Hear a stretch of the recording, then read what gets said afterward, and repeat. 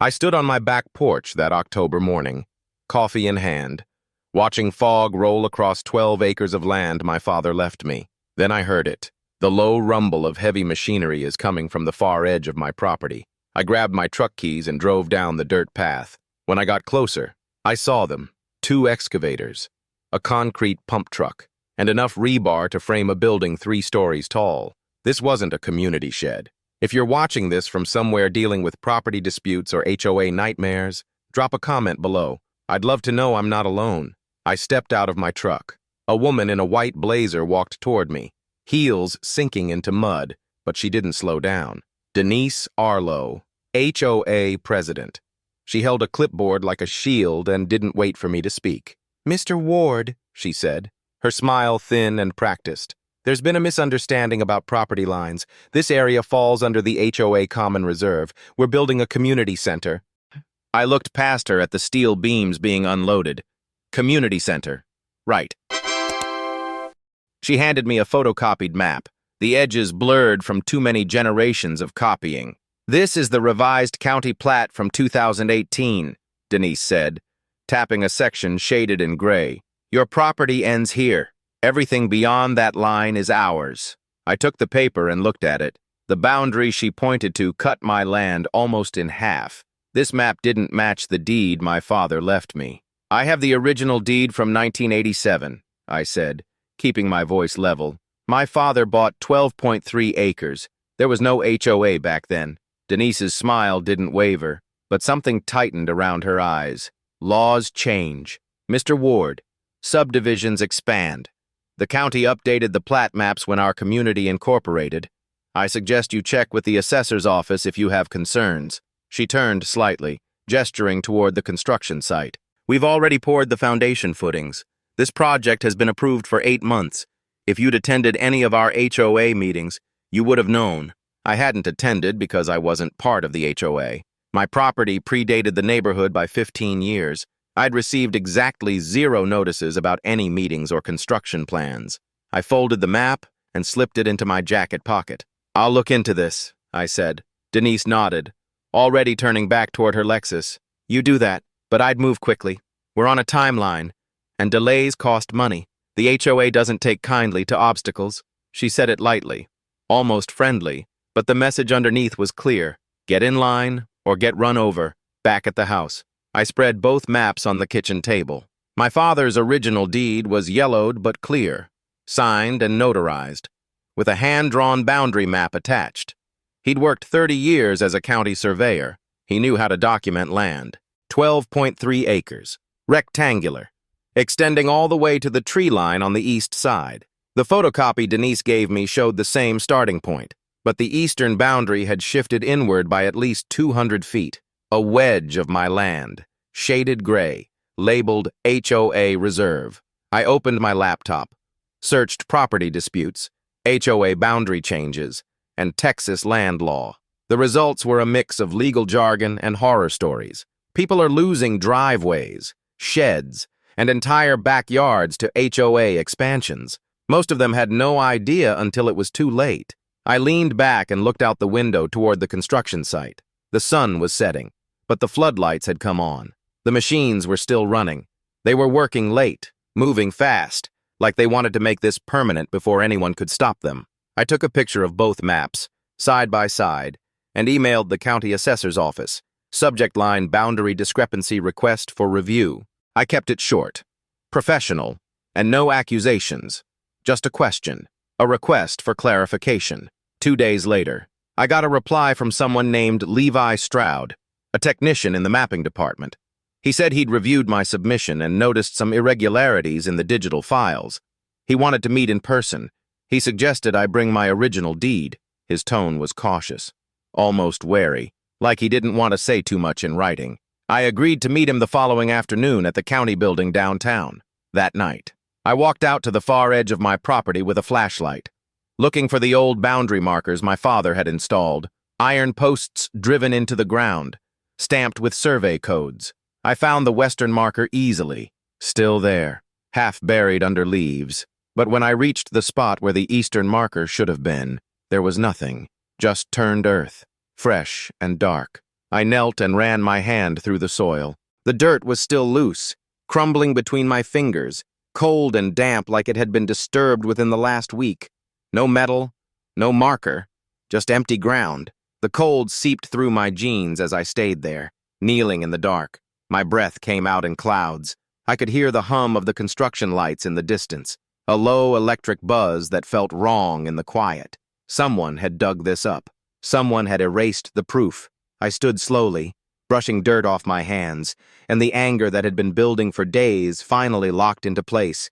This wasn't a mistake. This wasn't bureaucratic confusion. This was theft. I walked back to the house, boots caked in mud, and sat on the porch steps. The construction lights glowed in the distance, bright and invasive, like they were mocking me. I didn't know yet how deep this went or how far Denise Arlo was willing to push, but I knew one thing for certain. This wasn't a misunderstanding. This was deliberate, and I wasn't going to let it stand.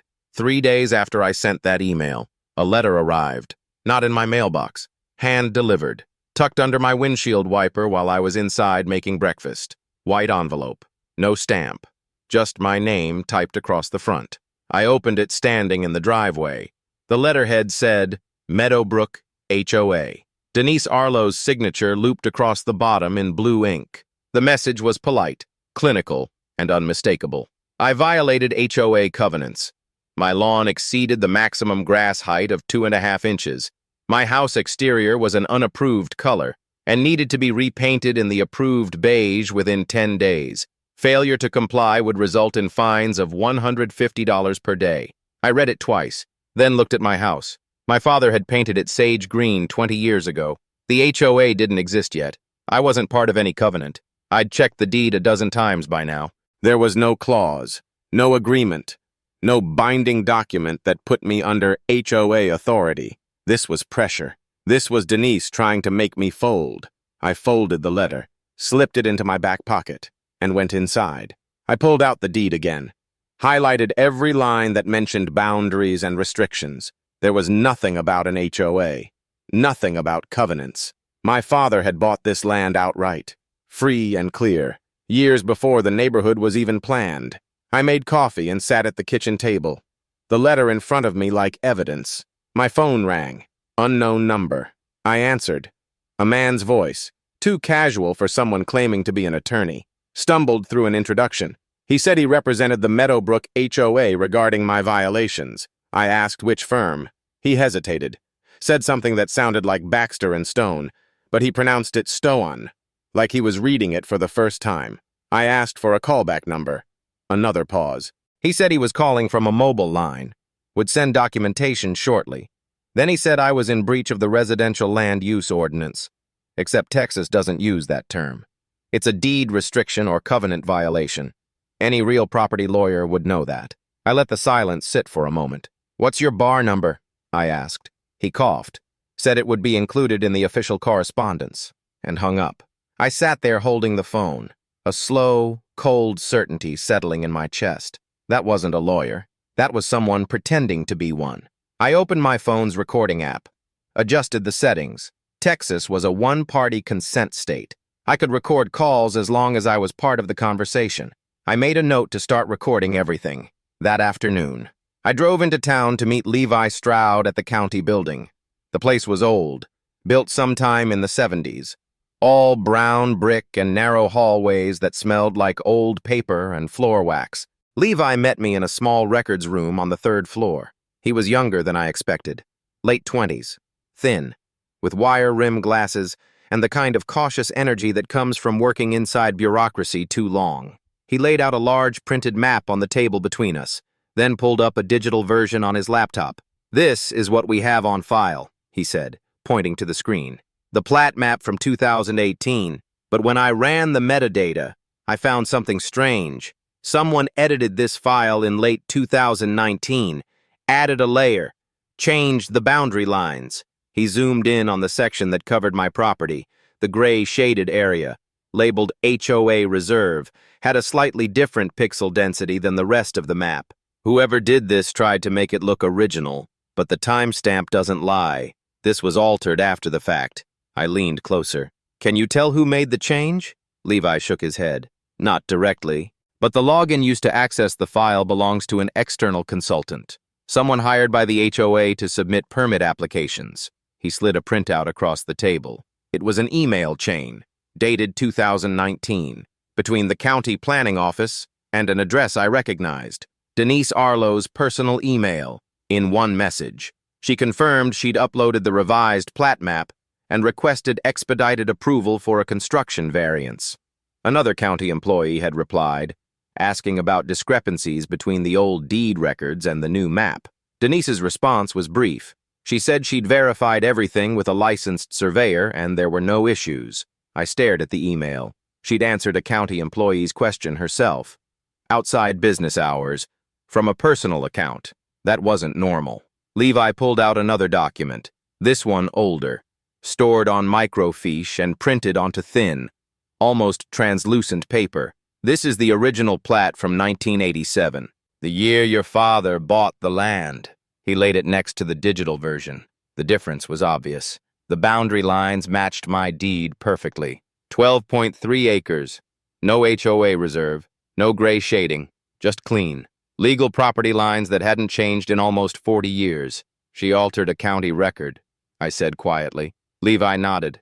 It looks that way, but proving intent is harder. She could claim it was an honest mistake, a miscommunication with the surveyor. He paused, adjusting his glasses. You'd need more than this. You'd need to show a pattern, or find the surveyor who signed off on the changes.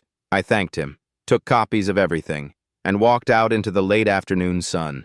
My truck was parked 2 blocks away. I sat in the driver's seat, staring at the documents spread across the passenger seat, and pulled out my phone.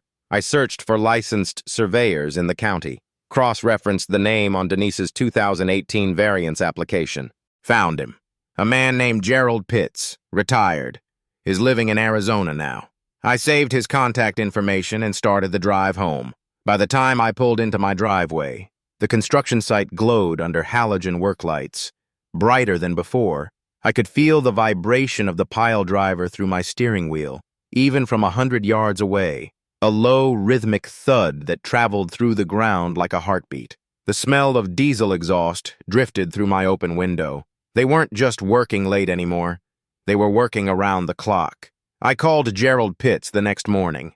He answered on the 3rd ring, voice rough and cautious, like he didn't get many calls from numbers he didn't recognize. I introduced myself, said I was calling about a survey he'd done in 2018 for the Meadowbrook HOA. There was a long silence on the other end. Then he said, I was wondering when someone would call about that. I asked if he remembered the job. He said he remembered it well, too well. He asked if I could hold on a minute, and I heard him walk somewhere quieter, a door closing softly in the background. I'm retired now, he said. Living out here in Arizona, trying to forget that kind of work, but that job, the one for Arlo, that one stuck with me. I asked him what happened. He sighed, the sound heavy and tired. She paid me $2,000 cash to adjust the numbers, said it was a minor correction, just a few feet here and there to align with the HOA's expansion plans. She made it sound routine, like I was fixing an old mistake. I didn't ask enough questions. I should have, but I told myself it was small, that it wouldn't hurt anyone. I was wrong. I asked if he still had any records from that job. He said he'd kept copies of everything, a habit from 40 years in the field. Surveys, notes, payment records. He said he could send them to me if I needed proof. I said I did. He asked why I was digging into this now, and I told him about the construction on my land, about the altered plat map, about Denise Arlo standing on property that wasn't hers, acting like she owned it. Gerald was quiet for a moment. Then he said, she told me no one would be affected. She lied. I asked if he'd be willing to provide a statement, maybe even testify if it came to that. Another pause. Yeah, he said finally. Yeah, I'll do it. I'm too old to keep running from something I did wrong. I thanked him and hung up. Sat there in my kitchen with my coffee going cold, staring at my phone. This was it. This was the link I needed. A licensed surveyor admitted he falsified a boundary report at Denise's request. I opened my laptop and drafted an email to the attorney I'd consulted a few days earlier. A quiet guy with an office above a dry cleaner downtown. His name was Paul Riker, and he didn't waste words. I attached the documents Levi had given me, summarized the phone call with Gerald, and asked what the next steps should be. Paul replied within an hour. He said if Gerald was willing to provide a sworn statement, we had grounds for a civil suit, fraud, intentional misrepresentation, possibly even a criminal complaint for tampering with government records. But Paul also said I needed more. One surveyor's confession was strong, but Denise could argue she'd relied on his expertise in good faith, that she didn't know the numbers were wrong. I needed to prove intent. I went back through Levi's printouts, looking for anything that connected Gerald's work directly to Denise's building permits. Then I found it. Tucked into one of the scanned files was the original permit application Denise had submitted in 2021.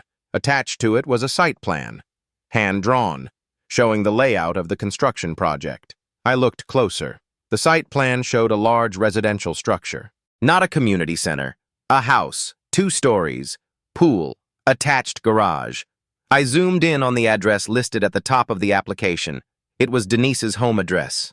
The realization came slowly, then all at once. She hadn't been building a community center at all. She'd been building herself a bigger house, on my land. And the current construction, the one she'd called an HOA project, was just the second phase.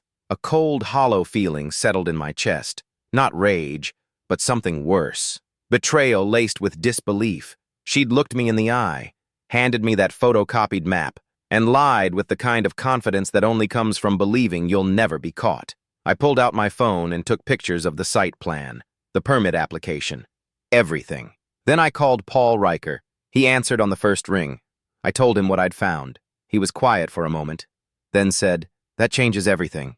If she used county resources and falsified records for personal benefit, that's not just fraud, that's a felony." I asked what I should do next. Paul said to sit tight, keep gathering evidence, and whatever I did, don't confront her directly. Let the system work. Let the facts speak. I agreed. But part of me wanted to drive over there right now and make her explain how she thought she'd get away with this.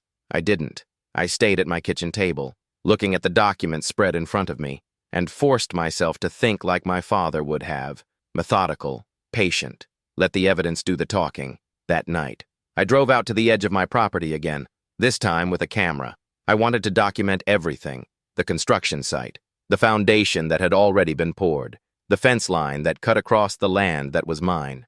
I parked my truck and walked the perimeter, taking photos from every angle. The site was quiet now, the workers gone for the night.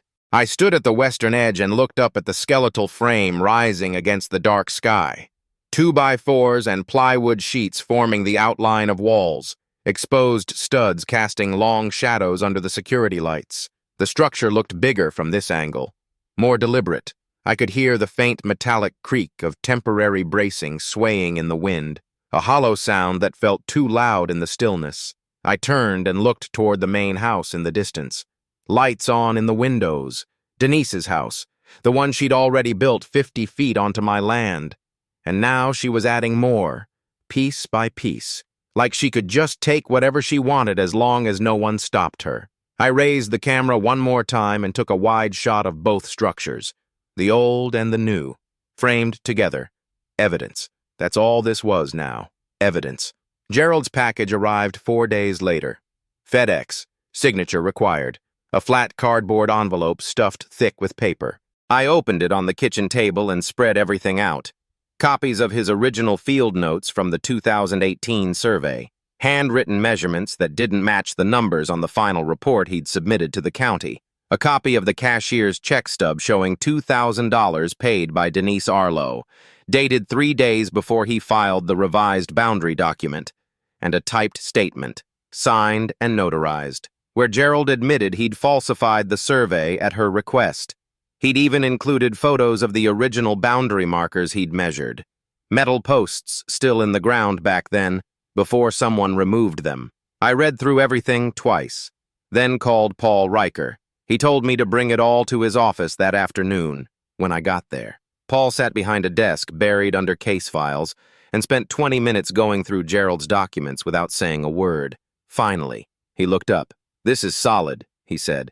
"With this and the county records Levi gave you, we can prove she knowingly submitted false information to obtain building permits. That's tampering with a government record under Texas Penal Code Section 37.10. It's a felony. He leaned back in his chair. But here's what I want to do. Before we file anything criminal, we go after her in civil court. We get an injunction to stop the construction. Then we sue for trespass, fraud, and damages. Make it public, make it loud, force her to respond on the record.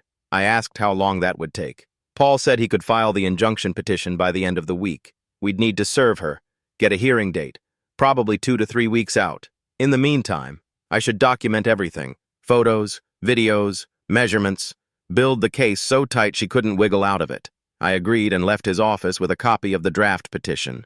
That night, I couldn't sleep. I kept thinking about the scope of what Denise had done. It wasn't just moving a boundary line. She'd orchestrated this over the years, hired a surveyor, altered county files, applied for permits under pretenses, built a house on stolen land, and then, when I started asking questions, she tried to intimidate me into silence with fake legal threats and HOA violations. The next morning, I drove to the county clerk's office and requested copies of every permit and variance Denise had ever filed. The clerk, a woman in her 50s with reading glasses on a chain, pulled up the records and printed them out. There were more than I expected. Permit for a pool in 2020, variance for a detached garage in 2021, another permit for the so-called community center in 2024. I paid the copy fee and took the stack back to my truck. Sitting in the parking lot, I went through each one. Every single application included a site map, and every single site map showed boundaries that extended onto what should have been my property. She hadn't just done this once. She'd been chipping away at my land, piece by piece, for 4 years. I took photos of each document and sent them to Paul. He called me 10 minutes later. "She's been running a long con," he said. "This isn't opportunistic. This is systematic theft." He paused. "I'm going to amend the petition. We're not just asking for an injunction. We're asking the court to void every permit she obtained using falsified maps. That means everything she built on your land has to come down." I asked if that was realistic. Paul said it depended on the judge, but the law was clear. If a structure is built on land you don't own, without the owner's permission, it's an encroachment. The property owner has the right to demand removal. That afternoon, I got a text from an unknown number. It was short. "You're making a mistake. Walk away while you still can." No name, no signature. I took a screenshot and forwarded it to Paul. He told me to save it. Don't respond. And if I got any more, report them to the sheriff's office. I didn't respond, but I also didn't walk away. 2 days later, Paul filed the petition. Elias Ward versus Denise Arlo and Meadowbrook HOA. Injunctive relief. Fraud. Trespass. Unjust enrichment. Requesting an emergency hearing. The court scheduled it for 18 days out. Paul said that was fast, which meant the judge saw enough in the filing to take it seriously. I spent those 18 days preparing. I hired Tyler Bannock, an independent surveyor Paul recommended, to conduct a full boundary survey of my property. Tyler came out with his crew and spent 2 days running measurements, setting up GPS equipment, and checking old records against current conditions. When he finished, he gave me a preliminary report. According to his findings, Denise's main house encroached 52 feet onto my land. The new construction, the one she called a community center, sat entirely on my property. Not partially, entirely. 100% of the foundation was on land that belonged to me. I looked at Tyler's map, at the clean red line showing the true boundary versus the dotted line showing where Denise claimed it was. The difference was undeniable. I asked Tyler if he'd testify. He said he would. He'd been doing this work for 30 years, and he'd never seen anything this blatant. That night, I sat on my porch with Tyler's report in my lap and looked out toward the construction site. The framing was almost done now. They'd been working fast, like they wanted to finish before anyone could stop them. The lights were off tonight, the site empty. It looked incomplete and fragile, all exposed wood and plastic sheeting flapping in the wind. I thought about my father, about the care he'd taken to document this land, to make sure the boundaries were recorded correctly. He'd trusted the system to protect what was his. Denise had exploited that system, twisted it, used it as a weapon. But the system could also be used to fight back, and that's exactly what I was about to do. 3 days before the hearing, Denise called an emergency HOA meeting. The notice went out to every household in the neighborhood, printed on official letterhead, hand-delivered to mailboxes. Subject line addressing false claims against community leadership. The meeting was scheduled for 7 p.m. at the community center, the small building near the entrance that actually was HOA property. I wasn't officially invited, but the notice was public. I decided to go. Paul advised against it, said anything I said could be used against me, but I told him I wasn't going to speak. I just wanted to see how she'd play this. I arrived 10 minutes early. The parking lot was already half full. Neighbors I recognized but had never really spoken to filing into the building. Inside, the room smelled like burnt coffee and cleaning solution. Folding chairs arranged in rows. A folding table up front with a laptop and projector. Denise stood near the front, talking to 2 other board members, a man in his 60s and a woman about Denise's age. She saw me walk in. Her expression didn't change, but I saw her shoulders stiffen. She said something to the man beside her, and he glanced my way, then looked back at her and nodded. I took a seat in the back row. More people filtered in. By 7, there were maybe 40 people in the room, most of the neighborhood. Denise stepped up to the front and called the meeting to order. She thanked everyone for coming on short notice, said there was an urgent matter affecting the community that needed to be addressed. Then she pulled up a slide on the projector. It was a map, my property, highlighted in yellow, with a red boundary line drawn through it. As many of you know, Denise began, her voice calm and authoritative, we've been working on a new community center to enhance property values and provide shared amenities. Unfortunately, one resident has filed a lawsuit claiming the construction is on his private land. She gestured to the map. This is Mr. Ward's property, as you can see.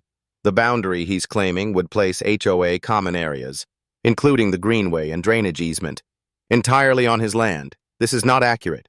The county records are clear. The community center is being built on land that was legally transferred to the HOA in 2018 as part of our expansion and incorporation. She clicked to the next slide. It showed a scanned image of a plat map, the same one she'd given me weeks ago, the one with the altered boundary. Mr. Ward is attempting to halt a project that benefits the entire community based on outdated documents and, frankly, a misunderstanding of property law. I sat there, watching her, and felt something cold settle in my chest. She wasn't just defending herself. She was turning the neighborhood against me, making me the problem. A woman in the 3rd row raised her hand. Denise acknowledged her. If the land is really his, why didn't he say something sooner? The woman asked. Denise nodded sympathetically. That's a fair question. Mr. Ward only raised objections after construction had already begun.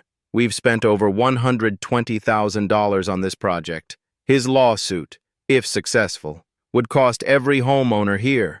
We'd have to tear down what we've built and likely face legal fees that would require a special assessment. Murmurs rippled through the room. I saw people glancing back at me, some curious, some annoyed. Denise continued, I want to be clear. The HOA has done everything by the book. We have permits, approvals, and surveys. Mr. Ward has hired an attorney and is making claims that contradict official county records. I believe this is an unfortunate situation, but we will defend the community's interests vigorously. She paused, letting that sink in. That said, I'm open to questions. A man near the front stood up. I recognized him. Lived 2 streets over, and always waved when I drove past. What proof does he have? The man asked. Denise smiled thinly. He's hired a surveyor who disputes the county's findings. But I have to ask, why would the county approve our permits if the land wasn't ours? Why would a licensed surveyor, someone the HOA hired in good faith, sign off on incorrect boundaries? The answer is, they wouldn't. She looked directly at me then, and for just a moment. I saw something flicker in her eyes, not confidence. Fear. She was betting that I wouldn't speak, that I'd sit here quietly and let her control the narrative. I stayed silent, let her talk, let her dig. Another woman raised her hand, older, someone I'd seen walking her dog past my house. Has anyone from the county said Mr. Ward is right? She asked. Denise hesitated, just for a second. The county is reviewing the matter, she said carefully, but until there's an official determination, we're proceeding as planned. That wasn't true. The county had already flagged discrepancies in the digital files. Levi had confirmed it, but Denise was counting on no one here knowing that. The meeting went on for another 20 minutes, mostly Denise reassuring people that everything was under control, that the lawsuit was frivolous, that the community center would be completed on schedule. When it ended, People filed out, some stopping to talk to Denise, others leaving quickly. A few glanced at me as they passed, but no one said anything. I walked out into the parking lot and stood by my truck, waiting for the crowd to thin. Tyler Bannock had parked across the street. He'd texted me earlier, said he wanted to observe the meeting himself. He walked over now, hands in his pockets, expression unreadable. "She's good," Tyler said quietly. "I'll give her that. She almost had me convinced, and I know the numbers." I nodded. "She's been doing this a long time." Tyler looked back toward the building, where Denise was still talking to a small group near the entrance. "You know she's going to come at you harder now, right?" This was her setting the stage. She's going to make you the villain so when the truth comes out, people are already on her side. I unlocked my truck. "Let her try," I said. "I've got the facts. She's got a story. We'll see which one holds up in court." The break-in came 2 nights later. I got home around 9 p.m., pulled into the driveway, and noticed the back door was open. Not just unlocked, open, hanging loose on its hinges. The frame splintered near the lock. I stayed in my truck, engine still running, and called 911. The dispatcher told me to stay outside, that a deputy was on the way. I waited in the cab, watching the dark house, adrenaline making my hands shake. Whoever had been inside was gone now. The house was silent. The sheriff's deputy arrived 15 minutes later, a young guy named Cortez with a calm voice and a cautious approach. He cleared the house room by room, then came back out and told me it was safe. We walked through together. My office had been tossed, desk drawers pulled out, papers scattered across the floor, filing cabinet open, but nothing was missing. My laptop was still on the desk. My father's old survey equipment, worth a few $100s, is untouched in the closet. Whoever broke in hadn't been looking for valuables.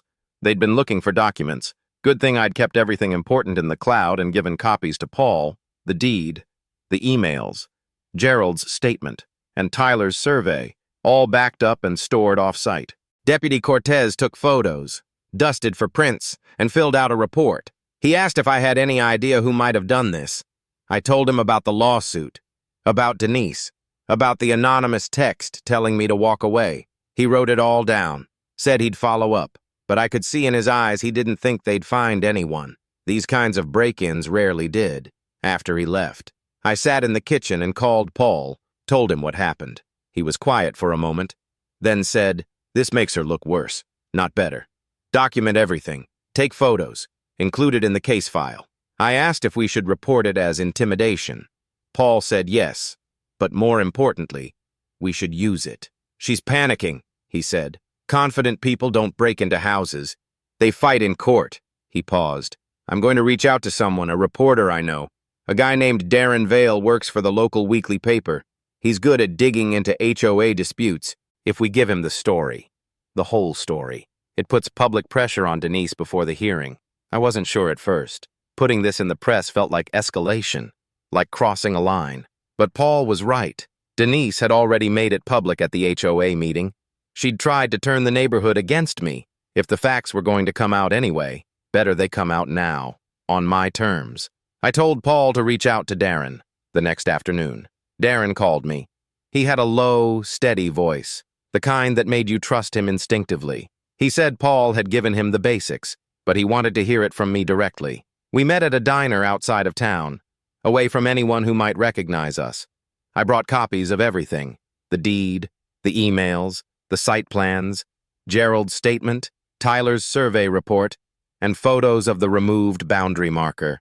Darren spread it all out on the booth table between us, reading carefully, asking questions, and taking notes on a yellow legal pad. He was methodical, double-checking dates, cross-referencing documents. After an hour, he sat back and looked at me. "This is worse than I thought," he said. "She didn't just fudge a boundary line. She orchestrated a multi-year scheme to steal your land and use county resources to legitimize it." He tapped Gerald's statement.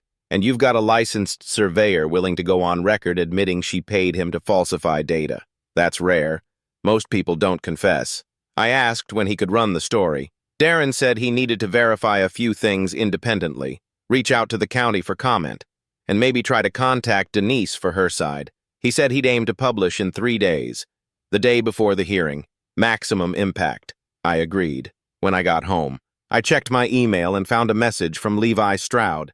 He'd done more digging into the county's digital records and found login timestamps showing when the plat map file had been accessed and altered.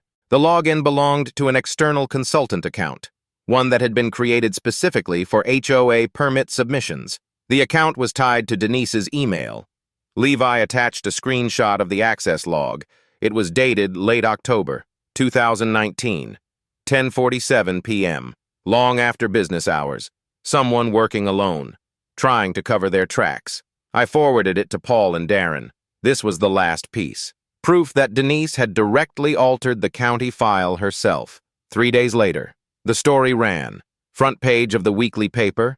Headline: HOA president allegedly altered county records to expand personal property. The article was thorough. It laid out the timeline, quoted Gerald, cited Tyler's survey, and included excerpts from the email chain Levi had found. There was a side-by-side comparison of the original 1987 plat map and the altered 2018 version. The differences were undeniable. Darren had tried to reach Denise for comment. She'd declined, sending a terse statement through an attorney saying the allegations were false and defamatory. By noon, my phone started buzzing. Neighbors I'd never spoken to, sending messages, asking questions. Some apologetic, some skeptical, some angry. The neighborhood message board, which I didn't even know existed, was blowing up with arguments. People are demanding that Denise resign. Others were defending her, saying it was a witch hunt. A few people admitted they'd had their own issues with the HOA, boundary disputes and fines that never made sense. The consensus was cracking. By evening, a local news station picked up the story. They ran a 2-minute segment on the 6 p.m. broadcast, showed the newspaper's photos, and interviewed Darren remotely. They reached out to Denise for comment. She didn't respond. I sat on my porch and watched the sun set over the construction site. It looked different now, not threatening, just sad. An unfinished skeleton of wood and concrete built on lies. Tomorrow was the hearing. Tomorrow, a judge will decide whether the construction should stop or continue, whether Denise would have to answer for what she'd done. I didn't feel victorious. I didn't feel angry. I just felt tired. Tired of fighting for something that should have been mine all along. But I also felt something else, a quiet certainty that I'd done everything right, that I'd used the system the way it was supposed to be used. And now, finally, the truth was out in the open, where everyone could see it. The courthouse was older than I expected. Red brick with tall windows and worn marble steps leading up to heavy wooden doors. Paul met me in the lobby at 8:30 a.m., carrying a leather briefcase stuffed with documents. He looked calm, focused, the way someone gets when they know they've built a solid case. We went through security and took the stairs to the second-floor courtroom. The hallway smelled like floor polish and old wood. A handful of people were already waiting outside the courtroom. I recognized a few faces from the neighborhood. Tyler Bannock stood near the window, arms crossed, nodding when he saw me. Levi Stroud was there too, leaning against the wall, looking uncomfortable in a button-down shirt and tie. The courtroom doors opened at 9. We filed in and took seats. The room was smaller than I'd imagined, with wooden benches like church pews and a raised judge's bench at the front. Denise arrived 5 minutes later with her attorney, a tall man in an expensive suit who carried himself like he'd done this 1,000 times. Denise looked composed, hair pulled back, dark blazer, no expression on her face. She didn't look at me. The bailiff called the court to order. Judge Margaret Callahan entered, a woman in her early 60s with silver hair and sharp eyes that didn't miss anything. She sat, adjusted her glasses, and looked at the case file in front of her. "This is Ward versus Arlo," she said. "Petition for emergency injunction and declaratory judgment regarding property boundary dispute.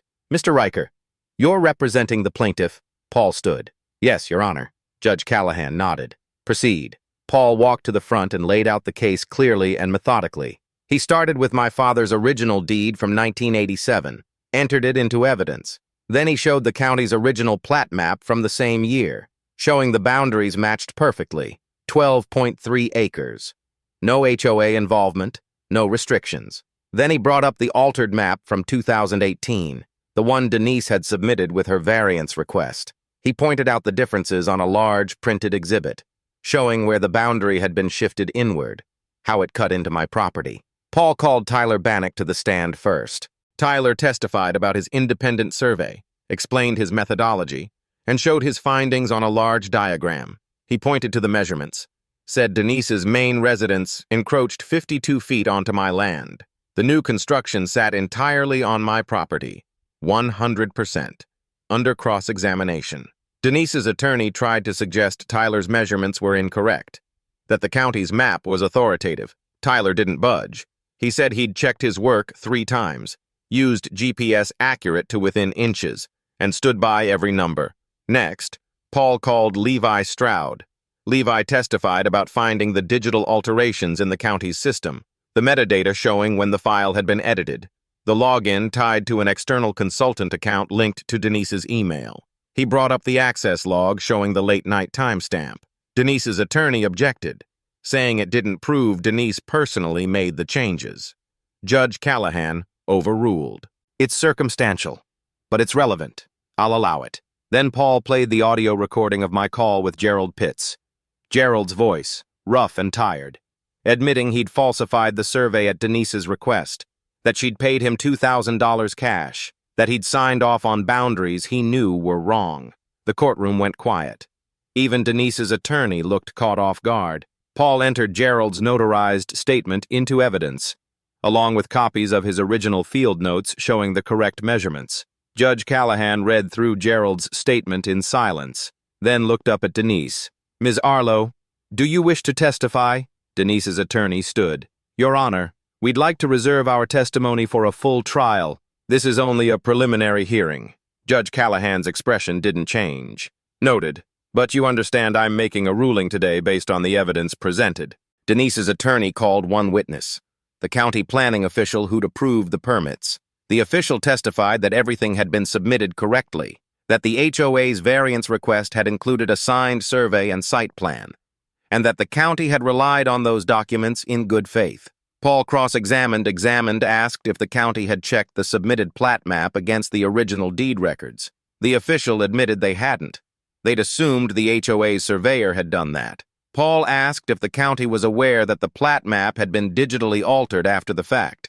The official said no. The hearing lasted 2 hours. When both sides finished, Judge Callahan took a 10-minute recess to review the evidence. We waited in silence. Denise sat at her table, hands folded, staring straight ahead. When the judge returned, everyone stood. Judge Callahan sat, looked at her notes, then addressed the courtroom. I've reviewed the petition, the evidence, and the testimony. The facts are compelling. Mr. Ward has produced an original deed, a contemporaneous plat map, an independent survey, testimony from a licensed surveyor who admits to falsifying records at Ms. Arlo's request, and digital evidence showing the county's records were altered without proper authorization. Ms. Arlo has produced a map that was submitted years after Mr. Ward's deed was recorded, and no credible evidence to refute the plaintiff's claims. She paused. I find that Mr. Ward has established a clear likelihood of success on the merits. Therefore, I'm granting the emergency injunction. All construction on the disputed property is to cease immediately. Ms. Arlo, you are ordered to remove any structures built on land belonging to Mr. Ward within 30 days, or Mr. Ward is authorized to hire contractors to do so at your expense. The judge continued. Additionally, I'm awarding Mr. Ward $50,000 in compensatory damages for legal fees, survey costs, and emotional distress. I'm also referring this matter to the county attorney's office for potential criminal investigation under Texas Penal Code Section 37.10, tampering with government records. She looked directly at Denise. Ms. Arlo, you're fortunate this is a civil matter for now. If the district attorney decides to pursue charges, you'll be facing far more serious consequences. She struck her gavel once. This court is adjourned. Denise stood slowly, her face pale, expressionless. Her attorney said something to her, but she didn't respond. She walked out of the courtroom without looking back. I sat there for a moment, the weight of the last 2 months finally lifting. Paul put a hand on my shoulder. You won, he said quietly. I nodded, but it didn't feel like winning. It felt like something had been restored, something that should never have been taken in the first place. 3 weeks after the hearing, the demolition crew arrived. I'd hired them myself. a small local company that specialized in careful deconstruction rather than wrecking balls and chaos. They started early on a Tuesday morning. Cool air and clear skies. The kind of day that felt like a reset. I stood at the edge of my property and watched them work. The frame came down piece by piece. 2x4s stacked neatly. Plywood sheets separated and hauled away. The foundation took longer. They broke it into sections with jackhammers, loaded the concrete into dump trucks, and carted it off to a recycling facility outside town. By the end of the week, the site was bare dirt again, like nothing had ever been there. Denise didn't fight the order. She'd moved out of her house 2 days after the judgment and put it on the market within a week. The listing described it as a custom home with a pool and a guest house, making no mention of the 52 feet that sat on someone else's land. The HOA held an emergency vote and removed her as president. 8 votes in favor, 1 abstention. The new board president, a retired engineer named Carl Whitmore, reached out to me personally. He apologized, said the board had relied on Denise's assurances and hadn't done their own due diligence. He offered to pay for restoring the land where the construction had been, saying it was the least they could do. I accepted. The county attorney's office opened a formal investigation into the altered records. I gave them everything I had. A month later, they filed charges: tampering with a government record, a third-degree felony, fraudulent filing of a document, another felony. Denise hired a criminal defense attorney, someone from Dallas with a reputation for getting white-collar charges reduced. I didn't follow the case closely after that. Paul kept me updated when there was news. Eventually, Denise took a plea deal. 2 years probation, 500 hours of community service, restitution of $73,000 to cover the cost of the county's investigation and my legal fees. She also surrendered her law license. The state bar didn't give her a choice. Intentionally falsifying government documents was grounds for automatic disbarment. I used part of the $50,000 judgment to hire a crew to replant the section of land that had been torn up.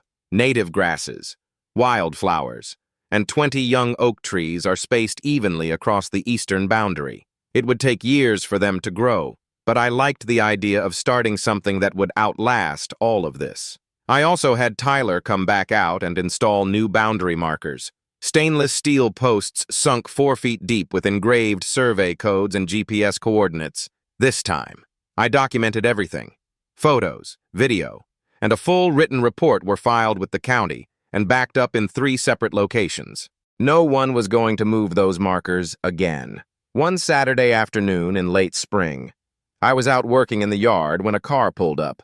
A young couple, mid-30s, got out and walked toward me. They introduced themselves as Nathan and Iris Chen and said they'd just bought Denise's old house. They seemed nervous, like they weren't sure how I'd react.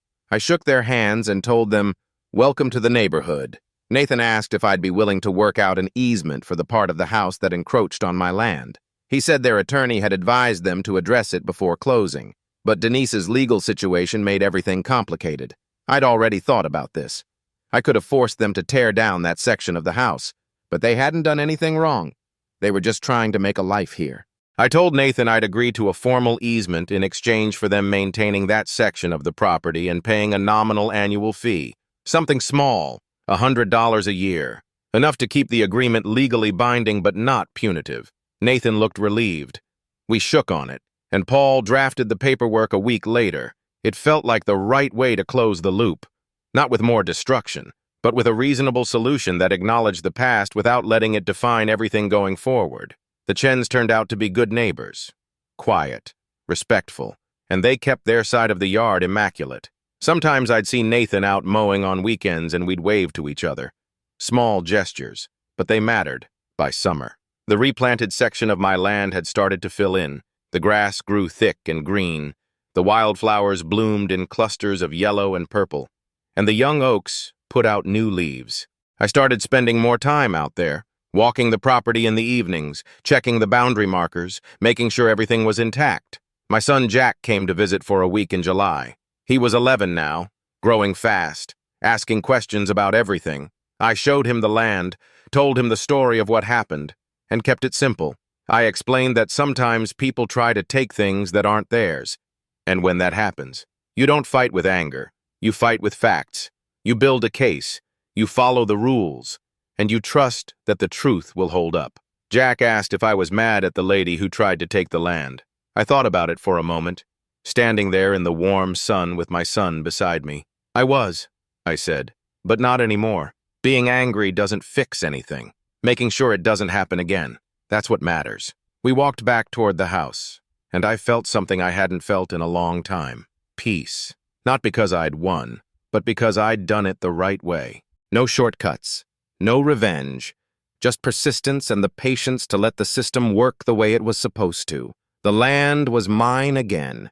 The boundaries were clear. And for the first time since this all started, I could stand on my back porch, look out across 12.3 acres, and feel like I was finally home. Sometimes the hardest battles aren't fought with fists, but with facts, patience, and the courage to stand your ground when everyone tells you to walk away. If this story reminded you why truth matters, or if you've ever faced something similar and wondered if fighting back was worth it, I'd love to hear from you. Drop a comment below sharing your experience. Or if you know someone dealing with property disputes or HOA overreach, share this with them. They're not alone, and neither are you. Subscribe to the HOA Stories for more real accounts of people reclaiming what's rightfully theirs, one document at a time.